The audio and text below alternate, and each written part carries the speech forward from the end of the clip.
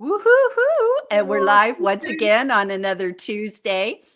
And I have a very special friend and guest in the house today. It's just awesome. We got to know each other when I was living in Israel with a common love of stories and the sea. You can't get yeah, better than that. So, Katherine, yeah, before we get stuck in, can you just briefly introduce yourself and then we'll start talking about our topic today? yeah, that'd be great. Well, I'm Katherine Ledger. I'm a brand storyteller and content marketeer, and I help tech companies with a technical message, with a factual message to put the sizzle into their business story so they can use it to market effectively. The more complex, the more dry the message, the more appealing, because I actually love the challenge, and storytelling brings people's stories to life. I've been doing storytelling for 23 years ago. I started as the story master, cool title, of a telco, and then doing their marketing, and then I was an employee and contractor doing various roles, and then I got fed up with dancing to someone else's tune, so I set up my own gig and set up my business 7 years ago last Tuesday. Yeah. Wow, that's a great history. That's a great history. I love it. I love it. So this is our topic today, the power of a vulnerability in business storytelling. And it's a marvelous topic. I actually love anything storytelling because I grew up loving books, and I always found books was a way to kind of like just dive in and get rid of whatever I'm doing in a moment to go into another world. So I've always been attracted to books Mm.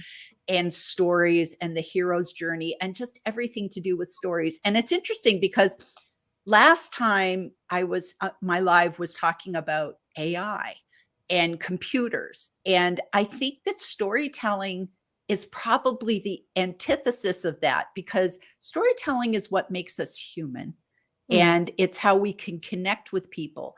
And when you throw in the vulnerability, that's like a whole different thing. And yet I think people are hesitant to be vulnerable in their storytelling. So first of all, Katherine, let's kind of define our terms. When you're talking about storytelling, you're talking about our personal storytelling, or our why and all these type of things, not storytelling like, let me just tell you this fable, No, chicken and the hen, or no, something. no, no. Although those just still have their place, but it's using a storytelling structure, um, the hero's journey, to show how we've gone through trials and tribulations in our lives, and we've got great lessons to share because we've fallen in the ditch many times over, which I have.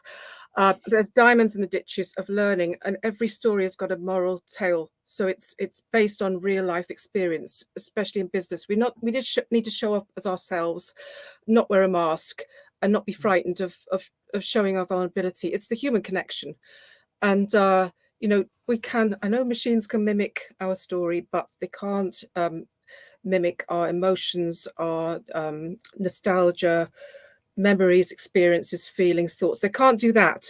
So it's the last thing we need to cling on to, because really, empathy and sympathy, I don't think a machine can do it, Gillian, not at all.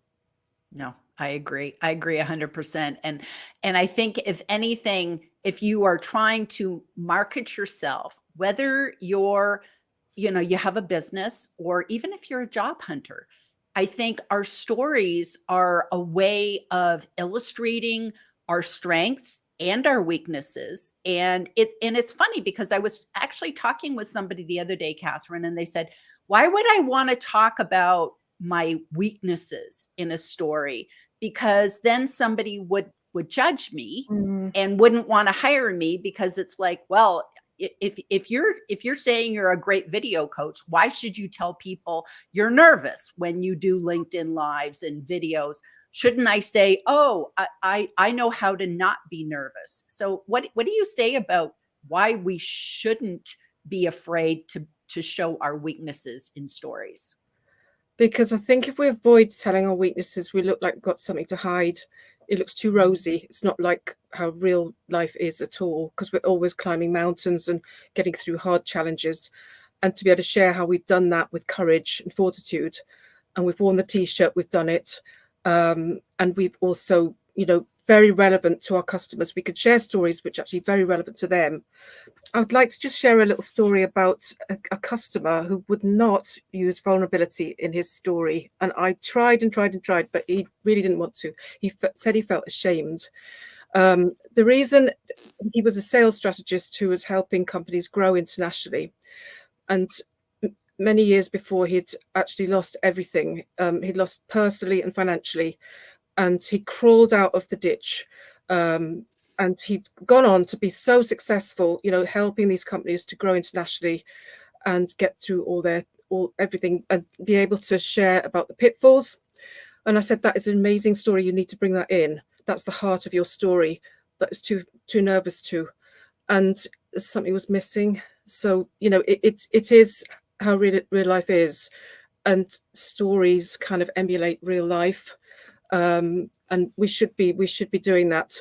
There is actually some science behind it as well. In the oxytocin and cortisol are both released when people hear a story with conflict in it. Paul Zaks did a lot of research around this around about 2004. And he played a sad story about a child that had a terminal illness. The people listening leaned in and cared. So cortisol will get us to pay attention, and oxytocin will get us to care. And if we can get both those emotions going when we're talking about our businesses, the things we care about, get other people to care about them back, that's an amazing thing to be doing. So it's not smoke and mirrors. There's a lot of science around it as well. I love that. I love that. And, you know, if you kind of think about it, we want to see that transformation. Like, even if we kind of step out of a business paradigm for a second, and we talk about the Wizard of Oz, because that's something that you and I have in common. We both love the Wizard of Oz. And if you think of Dorothy, she's very vulnerable throughout that whole movie as she's going on her journey. And if Dorothy had just kind of like hopped out of the house once she hit Oz and was like, okay, I can do this. I can get the wizard, you know, I'll get the broom, and, you know, and we're back. But we need to watch her grow. We need to watch her go through that transformation. And I think in a business perspective, that's probably what we do too, that if you can help your customers say, hey, I know where you are today because I was there, and I can help you kind of be that guide, right? Yeah, that's interesting you mentioned about the guide. It's an important character in the story, because the best framework for a story is the hero's journey, because it's 3 acts. So it's the unlikely hero stepping over the threshold from an ordinary world into a special world, a different world. And, you know, they are setting out on their journey, and they are looking for helpers. So obviously Dorothy had the straw man, the scarecrow, the tin man, and the lion, all going on their journeys to find meaning. But she encountered the second act. The first one is context. She's got there. She's gone off with the cyclone to Oz. The second act is the conflict rising to a crisis, as you mentioned. You know, all these things happening to her. The witch was the villain of the piece. There's always a villain in a story. It can be ourselves. It can be tripping ourselves up, sending sort of swarms of bees and flying monkeys and horrible things. Horrible. I did not envy Dorothy at all. And then she meets Glinda, the good witch of the south, who has the answer and tells her to click her heels together and say, there's no place like home. So she goes back home. And, you know, so she's got her allies, she's got the villains in there, the mentor or the guide.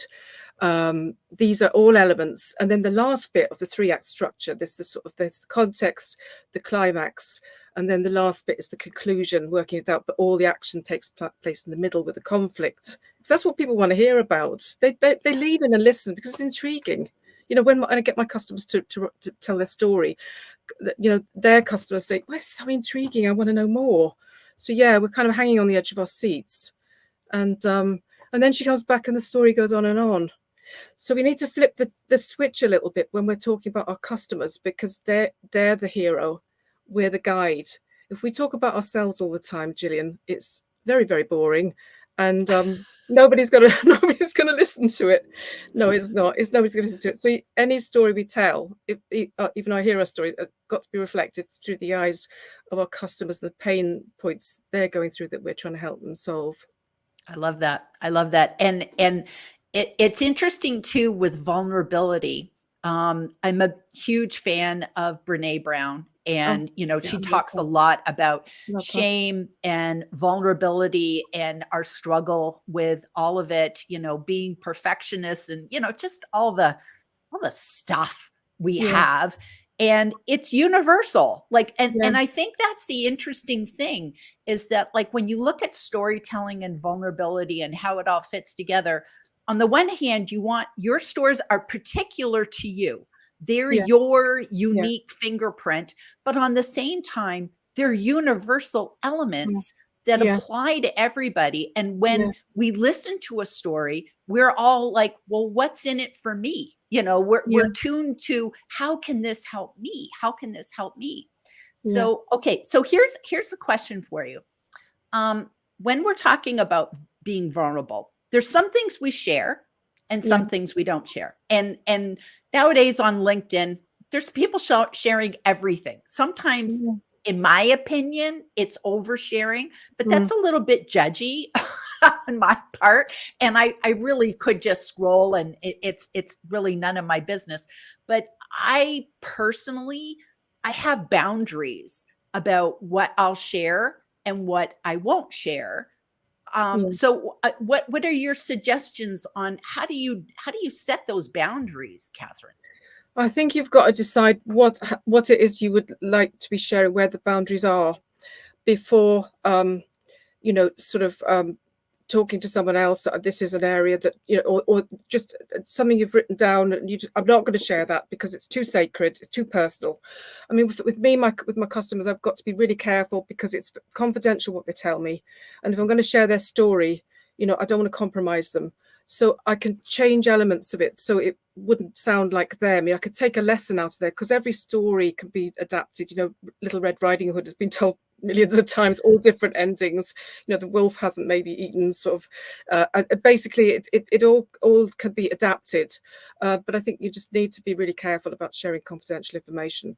And Brené Brown, you mentioned, you told me the other day, which she'd read a book where she'd said that you have to wait till the trauma has healed before actually sharing it. And I think that's really valuable information. Yeah, Yes. yeah, Yes, because I yeah. think I think she phrased it as share from the scar, not the wound. I love So that. it's like once it's healed over. And I know that, like, I'm really good about talking about something that maybe happened a year ago. I can talk about, oh, when I Yeah, was in Israel, da da da da da, or when we were in COVID, da da da da da, or whatever, or when I was a kid. But I don't necessarily want to share, oh, this happened a couple months ago and I was gutted and I wasn't able to do anything, because it's too close, it's too yeah. personal, and I don't want the attention, No, no, and I don't 100%. want the comments. And yet I think sometimes people do the opposite. They share their vulnerability to get sympathy, Yeah, to get attention, and that for me is a complete turnoff. it is because it looks like it's done for the vanity metrics and literally to get it seems self-indulgent to me. So that I think we do make mistakes. I think sometimes I've shared too much about myself, and I think practice makes it easier to just share a little bit and then see how it feels, and then set those strong boundaries. But once it's out there, you can't get it back. It's gone. So it's horrible. You feel so exposed. I don't know if you've ever done it, but you just do feel exposed, especially if people ask a question. I was on a podcast once, and this lady was. It was on mental well-being. This lady was really pushing me to ask about some trauma that I'd gone through, and I felt really uncomfortable, and I didn't want it. So I should have set that boundary before I actually had that podcast, because then I wouldn't have said as much as I did. So we've got to protect ourselves. I agree. I agree. And I know probably that the most vulnerable I ever did was when there was the "This Little Girl Is Me" movement. Oh yes. And I remember Yeah. writing my Yeah. post, Yeah. and I posted it on a Sunday, which I'm not usually a weekend poster, and I posted it, And then I shut my computer. I thought I was going to throw up because Mm. all of a sudden I was like, should I delete that? You know, Yeah, was that too yeah, much? But then I just decided, you know what? I'm not going to second guess myself. And I have a feeling that whatever I was inspired to write yeah, is going to matter to someone yeah. out there. And I actually had quite a few people message me and they said, your story did matter to me. It was And I lovely. felt Yeah, I it was felt lovely. vindicated, and Yeah, that's probably the most vulnerable I ever did, but it was amazing. One of the common themes was it was all about books yeah, and how books can mm, help children, yeah, and I kinda went, "Well, maybe sometimes it's okay to be vulnerable because you touch off other human beings and, get them to relate their experience," and I think that definitely. happens, don't you think? That if you tell your story, people go, "Well, then let me reciprocate and tell Mm, you my story," and they get more yeah. comfortable with you. It stimulates a conversation and a dialogue, which is what you want in business. You want people to be talking and sharing and um, communicating so that you can find common ground. So if you've got that conversation going, because stories, they get interaction. They also get action. That's another thing with this Mm. chemical reaction when hearing a story with a conflict in. um, you get somebody to act and do so. Often they might even behave differently after hearing a story, and they might actually, you know, want to be like the characters in your story. It's kind of your values rub off onto them and bring out the best in them, and it's just lovely. Which is why we really need to be working with companies that share the same values, because our stories will help each other. But if our stories are diametrically opposite and we don't have the same values, then it's not good. I love that. I love that. So speaking of connections and talking about how let me go over and look at some of our connections, our people that are joining us today. Oh, We have always the wonderful Jeff Young in the front row. Greetings from the front row, my lovely LinkedIn ladies. I love he spelled oh. out. He's always got an acronym for us. So his is ladies are leaders, always dedicated, inspiring, everything special. He's just Oh, amazing. We just love that. Thank you, we thank you, just love thank Jeff. you. This will be a good Oh, one. Whoop, whoop, whoop. thank Okay, we thank we you love very we much. love it. We Oh, love thank it. you. Hello from the beaches of Florida. I love Oh, it. yes, freezing in Uh, the UK. Yes, yes, and Yeah, we always love people that are chatting back and forth yeah, in the comments because it's so wonderful. I know. It's Hi, wonderful for John. people to connect. So we have the Yeah. lovely John Asperian. Hi, both. I made it. Lovely to see you for the second Oh, time today, Jillian. thanks. That's great. It's great. Thank you, John. And Jillian and Catherine, good to see you, lovely ladies, today. Yeah, Woo-hoo-hoo. that's so nice.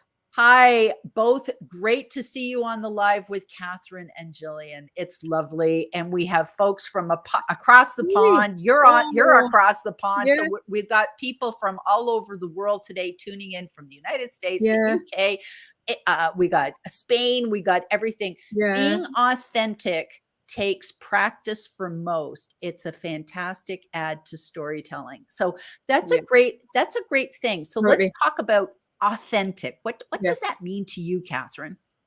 I think it's being true to yourself. Just the the person you are, the qualities and the values that you have, kind, caring, generous hearted.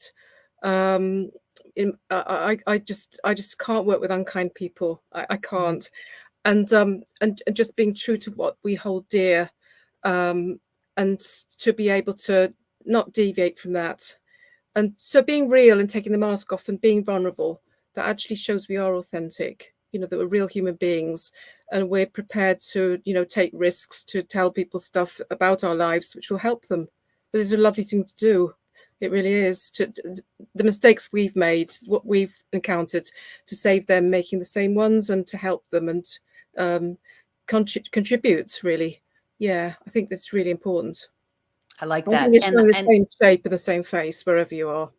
yes, Yeah, and I think that I remember when I first started kind of doing public speaking and that sort of thing, I would tell other people's stories. I would tell stories that like I'd read or fables, and I do that kind of storytelling. And I have a terrible memory. So I, sometimes I'd get out there and I'd say, oh, I don't remember the ending of the story, or like something Yeah. strange would happen. And I found that by telling my own stories, Oh yeah. which to me are actually more authentic than, other people's stories, I can remember my own stories because I just lived them. So Yeah. and I almost go back into, I see it like a movie. So how do you tell, like, how do you write a story down, Catherine? Like if you have a memory of like, okay, I was trapped in an elevator at 10, and like, how do you capture your stories? Well, I take a notebook wherever I go, and I write. I'm watching the TV. A story comes into mind, a memory from the past, and I think about the meaning behind that story and the pain points that might, somebody else might be going through that I could help them with. So I'll use the story framework always. It's kind of hardwired in there.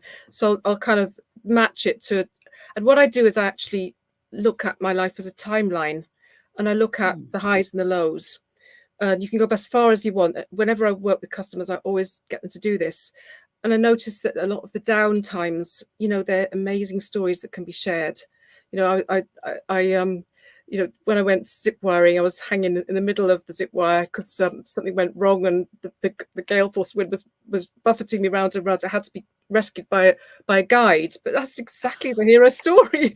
I was like the person being rescued, and the other person was guiding me. So all these kind of stories, they are they're us, and we've got a whole collection of them. I journal. I make sure that I capture things in my journal. Um, but because they are my story, and your story is your story, no one can copy it, no one can plagiarize it, nobody could take it. So it's we've got so many stories to share. And we don't, I do read books. I've read Donald Miller's brand sto- brand is it brand Story brand. Story Brand, yeah.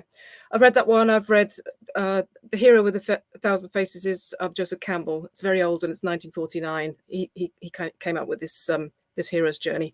I read that one, and Christopher Vogler, The Writer's Journey. But honestly, Gillian, I much prefer just collecting stories from real life. I do. And then looking at this framework for how I could turn them into a story with a meaning, with a kind of a hook, a bit of a hammer, and a call to action, because there needs to be something at the end that's going to make people, sort of do something, or, make them think about something. I love that. I love that. That's great. That's great. Okay, so we had that about we need to normalize having vulnerabilities. Yeah, That's a really great point, I think because that's right.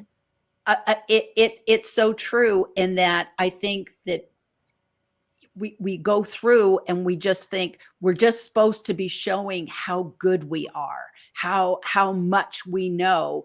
And yet I think it's okay. I once did a video about how, I think it was like 5 or 6 years ago, I couldn't do video. I couldn't even get a tripod to stand up. It kept No. flopping over.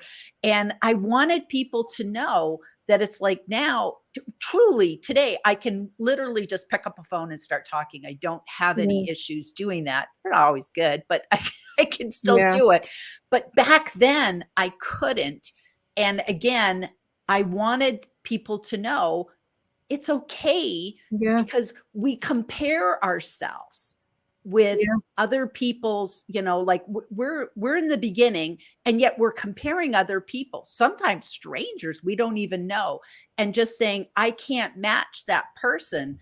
But you don't know what they went through to get where they are today, correct? That's absolutely true. I remember when I started work as a storyteller, I used to actually share other people's, articles. I just reshare articles. I never write original stuff, and my writing wasn't as good as it is now. So I have improved, and I know, how you get better and better over time. And so at the beginning, we need to encourage people at the beginning, keep doing it. You will get better.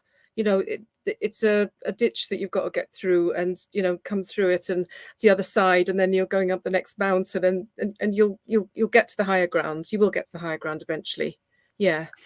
So what do you think about it? And I've heard this with video, so I'm sure you hear it all the time with storytelling when people say nothing interesting happens to me. Like I don't climb Mount Everest. I haven't had 6 bankruptcies and all Yeah. these successful businesses. Yeah. I have no stories. What do you say to somebody who says I have no stories? You see, if we say our vulnerable side, we will have stories. I mean, I fell off a camel and hurt my knee. So I've got that one. And I fell off this top rung of a ladder when I was in a miserable job I hated. That's a pain point I talk about. That's one of my vulnerable times. And I broke my back in 2 places, and I cracked my head on the. But out that low point, I actually decided I'm going to change things. I'm going to set my business up. So that was quite dramatic. But we have all gone through some major stuff. And it's not boring at all. I mean, it's not Hollywood. It's not Dorothy. It's not Dorothy. Although I do think your story is like Dorothy's. I have to say, I really do. But we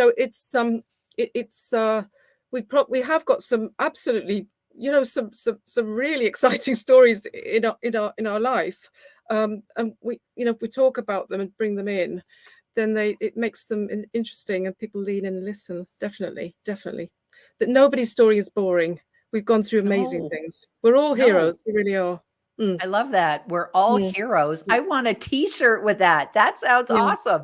Yeah. And I think too, if you start, I actually have a story database. It's not really a database. It's just like an Excel spreadsheet. But it's like I don't have a very good memory. So if I remember something, I have to like quick capture it and or else it's gone. It's gone. It's in the shower, or in the sort of doing the gardening or whatever, something pops up, or going on a walk. So I've got my little notebook and I write it down, because we've got so many, and we just forget how important they are. When we've been on holiday, we've probably gone through quite a lot, sort of things that have come out the woodwork you wouldn't expect. You wanted an amazing story, or broke your ankle, or something happened, and all of this stuff is like gold dust. It really is. And I think sometimes if you write your stories down, or even if one tip I give to people is like, talk to your family and say, what are the stories that I tell at the supper table? When we all sit around and it's like, well, you always tell that story of such and such. That probably is an indication of like how you see the world. Like that's part of your framework. That's probably an indication of some of your values, some of the things that are important to you. And you can even begin to see themes. And I know this morning I was in the shower, which is where I do my best thinking. And I really want to have like a tape recorder in my shower. And I remembered as a kid taking singing lessons and how hard it was. And I remember I quit. Like I went and I quit. And then I just went, how many other things did I start in life that I thought would be easy, but ended up being really, really hard, and I quit. And I began to see a pattern with things that I always assumed would be easy. And then I thought to myself, why do we think things, if we're talented, it will be easy for us? And I began to see a pattern. So I think sometimes our stories can give insights to how we work too. Yeah, that's true. Old photographs of us as children, some of the things we did, the look on our face, the fact, we look like, we mean business, we're going to get out there, all those sort of things. Memories and experiences are all important. And if we can share our memories and experiences with other people and bring them into our world through storytelling, there's no lovelier thing to do.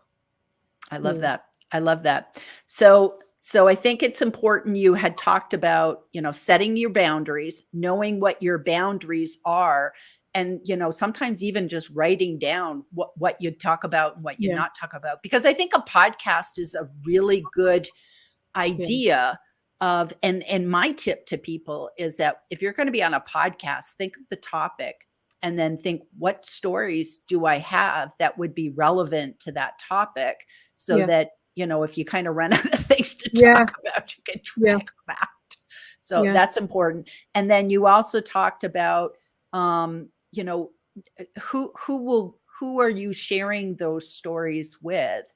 I think that's really important. And I know Brene Brown talks about, you know, when you're sharing stories, not necessarily on social media, but just when you're talking to people, she says, be careful who you choose to share. People should earn the right to hear your stories.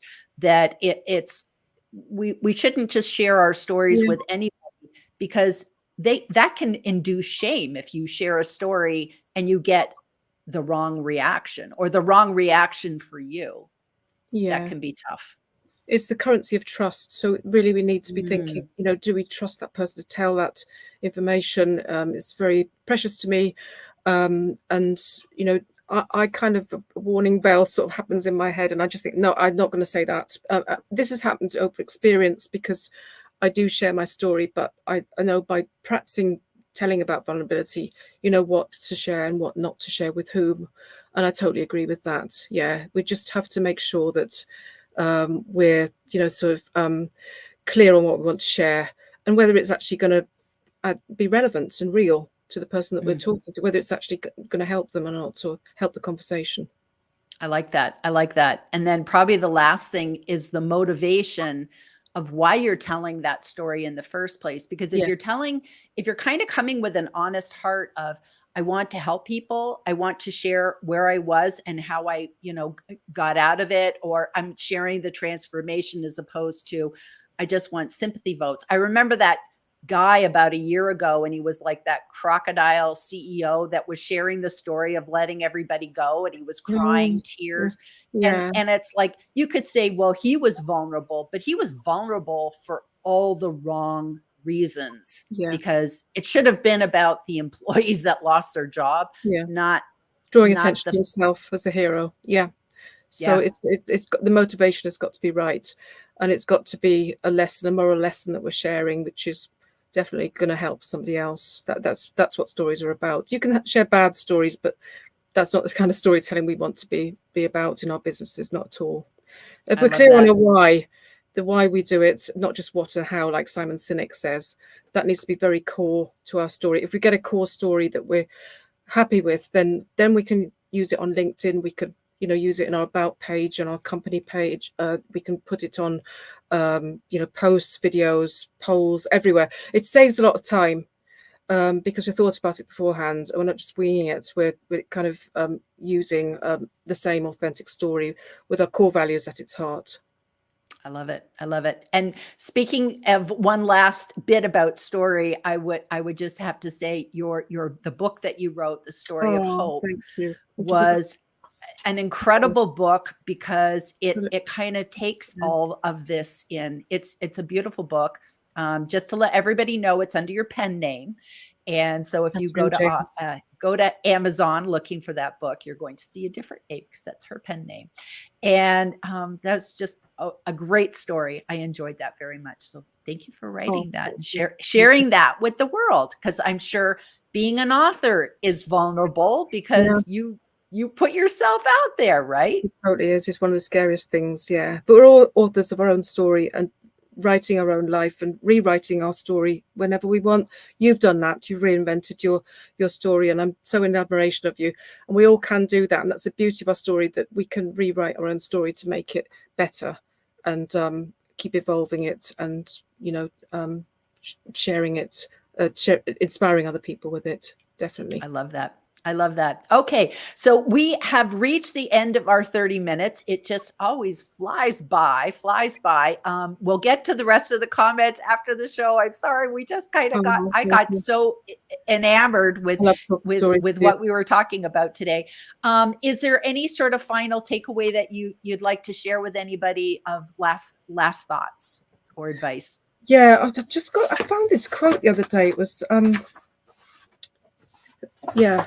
it's Brad Meltzer, an author and a comic book author, and American author.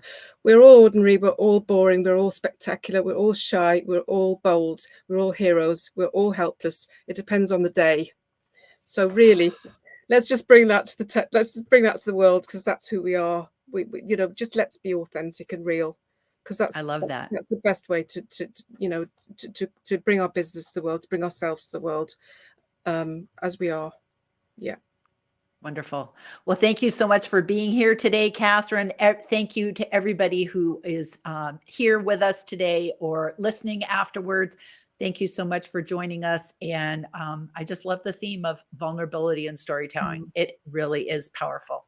Okay. Thanks, Thank you. everybody. Thanks. Okay. Bye-bye.